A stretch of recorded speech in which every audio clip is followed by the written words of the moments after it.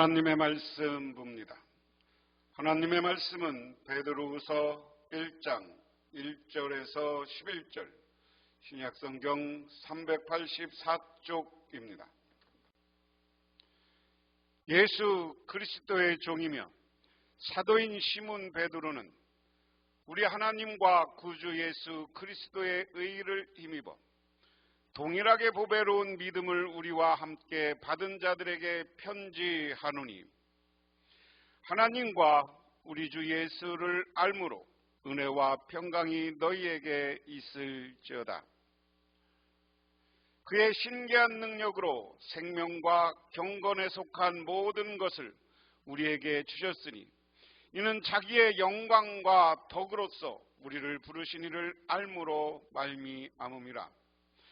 이로써 그 보배롭고 지극히 큰 약속을 우리에게 주사, 이 약속으로 말미암아 너희가 정욕 때문에 세상에서 썩어질 것을 피하여 신성한 성품에 참여하는 자가 되게 하려 하였느니라. 그러므로 너희가 더욱 힘써 너희 믿음의 덕을, 덕의 지식을, 지식의 절제를, 절제의 인내를, 인내의 경건을, 경건의 형제 우애를, 형제 우애의 사랑을 더하라. 이런 것이 너희에게 있어 흡족한즉 너희로 우리 주 예수 그리스도를 알기에 게으르지 않고 열매가 없는 자가 되지 않게 하려니와, 이런 것이 없는 자는 맹인이라 멀리 보지 못하고 그의 옛죄가 깨끗하게 된 것을 잊었느니라. 그러므로 형제들아, 더욱 힘써 너희 부르심과 택하심을 굳게 하라. 너희가 이것을 행한즉 언제든지 실족하지 아니하리라. 이와 같이 하면 우리 주 곧 구주 예수 그리스도의 영원한 나라에 들어감을 넉넉히 너희에게 주시리라. 아멘. 베드로후서의 전반적인 개요에 대해서 한번 설명을 했고요. 이제 이 시간에는 우리 성도들이 고난 가운데서 어떻게 견뎌내야 되느냐. 그래, 오늘 말씀해 보면 신성한 성품에 참여하자 그랬습니다. 지난 시간에 베드로 전서를 공부할 때도 이야기했지만, 베드로 전서 후서를 공부할 때 교회는 핍박과 고난 가운데 있었다. 핍박은 외부적인 압력이고요, 내부적인 갈등과 분열이 있었어요. 그런데 이 갈등과 분열, 핍박을 견뎌내는 것은 우리가 하나님의 사람으로 믿음을 굳건히 하면서 깨어 근신하며 기도하는 거예요. 그래서 깨어 근신하다 보면, 그리고 우리가 기도하고 하나님의 말씀으로 우리를 무장하면 우리는 신성한 성품, 하나님을 닮아가고 예수를 닮아가서 하나님과 같은 성품을 지니게 된다. 그래서 우리는 그런 성품에 참여해서 우리 많은 안 믿는 사람들에게 인정받고 교회도 서로 인정받아서 우리 교회가 성장하고 부흥하게 만들어야 된다 하는 것입니다. 그런 의미에서 오늘 말씀을 1절부터 살펴봅니다. 반복적으로 말씀드리지만, 이 당시 베드로 사도가 있을 당시 교회가 어려움을 겪어요. 근데 그 어려움은 어디서 오냐? 어려움은 지난 시간에 말씀드린 것처럼 외부적인 핍박, 내부적인 갈등, 분열이 있다. 그런데 이 문제를 해결하는 것은 간단한 겁니다. 기독교 진리 안에서 서로 사랑하면 돼요. 그리고 핍박으로부터는 오늘 주신 말씀처럼 신성한 성품, 성령 충만하면 돼요. 이런 상황에서 우리는 어려움을 극복할 수 있다. 그래서 오늘 베드로후서 1장을 한 절 한 절 살펴보면, 1절, 2절은 그냥 빨리 넘어갑니다. 읽기만 해도 됩니다. 예수 그리스도의 종이요 사도인 시몬 베드로가 우리 하나님과 구주 예수 그리스도의 의를 힘입어서 우리의 믿음과 같은 귀한 믿음을 받은 이들에게 편지를 씁니다. 자, 오늘 누가 편지를 쓴다는 거예요? 사도인 시몬 베드로 자신을 편지 쓰는 사람을 이렇게 밝히고 있습니다. 누구에게? 하나님과 구주의 의를 힘입어 그랬습니다. 베드로가 쓰긴 썼는데 기도하면서 하나님의 영광 가운데 성령으로 쓴다는 거예요. 우리의 믿음과 같은 귀한 믿음을 받은 이들에게 사도 베드로와 같이 귀한 믿음을 가지고 있는 저 교회에 편지한다 하는 이야기입니다. 인사말입니다. 하나님과 우리 주 예수를 알므로써 은혜와 평화가 여러분에게 더욱 풍성하여지기를 바랍니다. 베드로는 수신자들에게 은혜와 평강이 더욱 넘치기를 소망합니다. 은혜와 평강은 하나님과 주 예수를 알므로 말미암아 그 알문 최초의 회심 때 시작되고 지적인 경험인 알므로 지속된다라고 하는 겁니다. 그래서 예수를 알고 이 알미 영원히 이어져서 예수 안에서 평화가 있어야 된다. 그 다음에 세 번째입니다. 생명과 경건에 속한 것. 하나님께서는 우리가 그를 알므로 말미암아 생명과 경건에 이르게 하는 모든 것을 그의 권능으로 우리에게 주셨습니다. 하나님은 우리를 부르셔서 그의 영광과 덕을 누리게 해 주신 분이십니다. 오늘 말씀과 2절과 3절에 가장 좋은 표현이 하나 있는데 암이라는 거예요. 암. 이 암이라는 것은 뭡니까? 예수를 안다는 거예요. 우리는 예수를 아는 암 가운데 있어야 된다. 그런데 이 예수를 안다는 것은 무엇이냐? 예수를 아는 것 때문에 우리가 무엇에 이르게 되냐? 생명과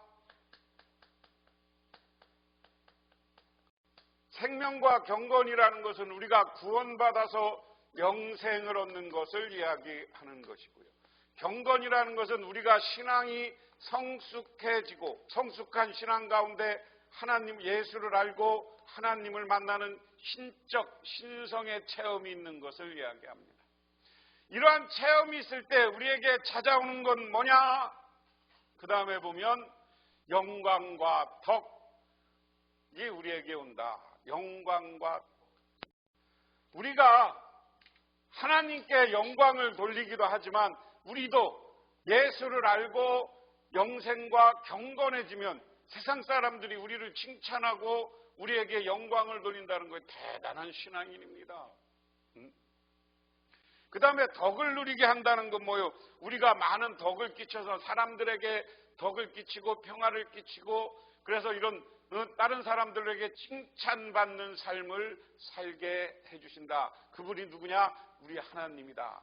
그래서 하나님이 우리를 예수를 알게 했고 우리에게 생명 영생을 주었고 경건한 신앙의 성숙을 주셨고 그래서 우리에게 영광과 덕을 끼쳐서 이 땅에 살아가면서도 예수 믿는 사람으로서 인정받게 하신다. 신성한 성품에 참여하는 성도 그랬습니다. 그는 이 영광과 덕으로 귀중하고 아주 위대한 약속을 우리들에게 주셨습니다.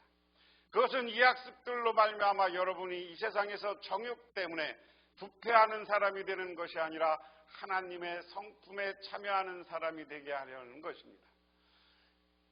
너희가 정욕 때문에 세상에서 썩어질 것을 피하여 신성한 성품에 참여한다. 신성한 성품이라는 것은 하나님의 성품이다.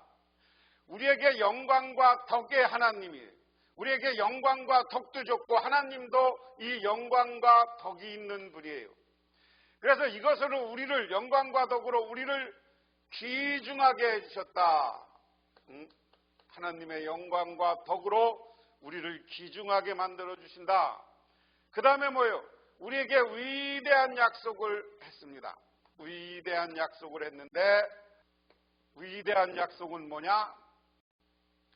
세상의 욕심 때문에 부패하고 타락하는 것이 아니라 신성한 하나님의 성품을 갖게 한다. 얼마나 고매하고 좋은 겁니까?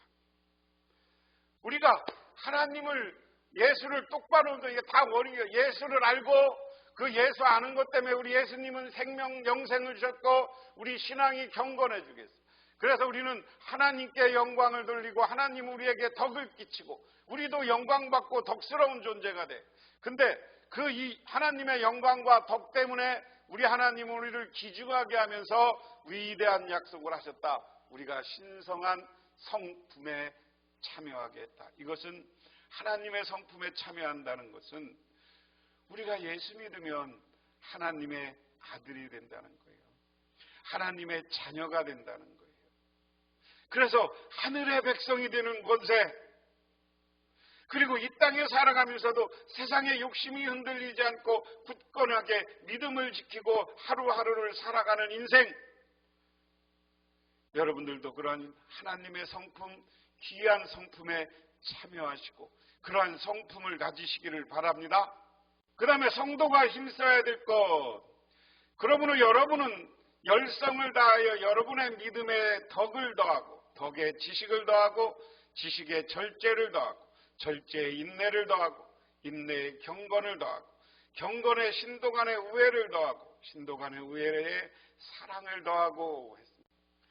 오늘 하나하나 살펴봅니다. 하나님의 성품, 하나님의 성품, 신성한 성품을 가진 사람들은 하나님의 성품, 신성한 성품을 가진 사람들은 어떻게 이 땅에서 사느냐? 열성을 다해 예수 믿는데 열정적으로 믿어.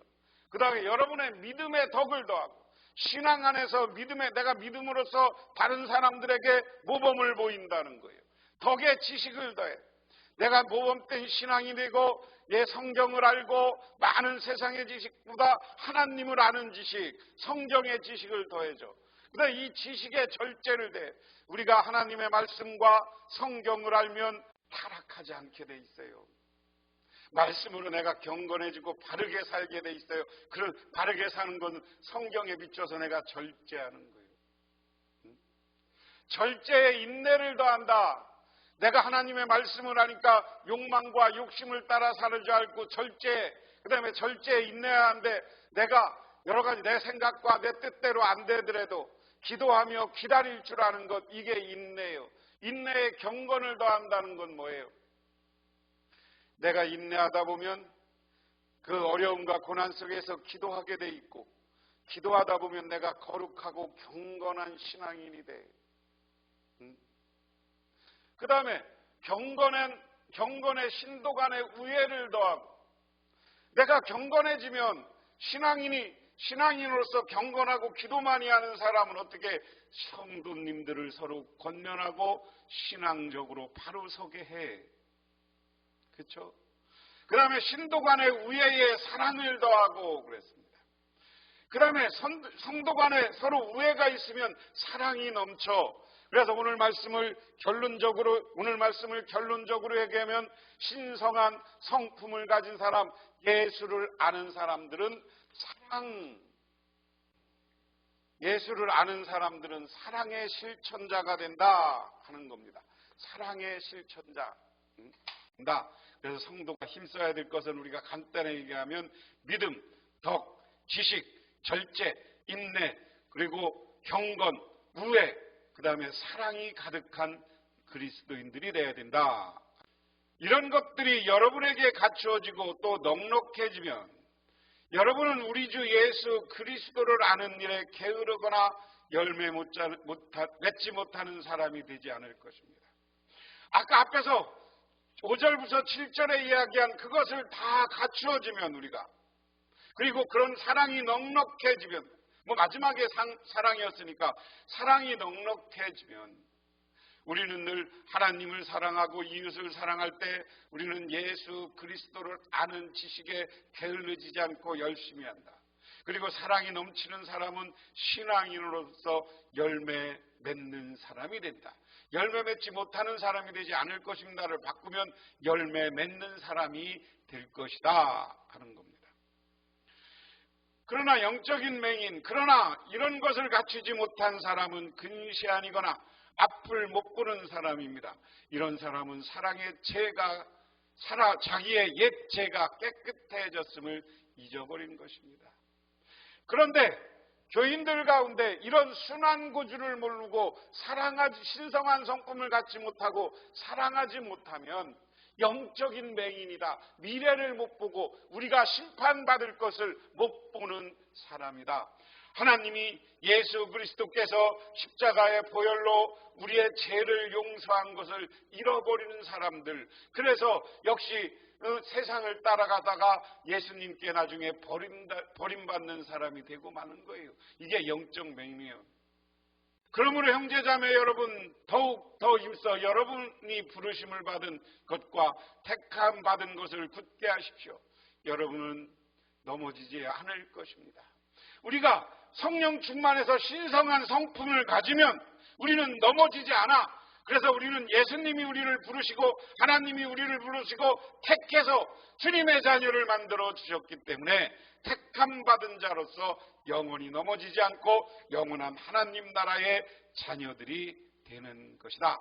그러므로 하나님이 우리를 부르셨고 예수 그리스도인의 성도로 택해 주신 것을 감사하며 믿음 안에 굳게 서시기를 바랍니다.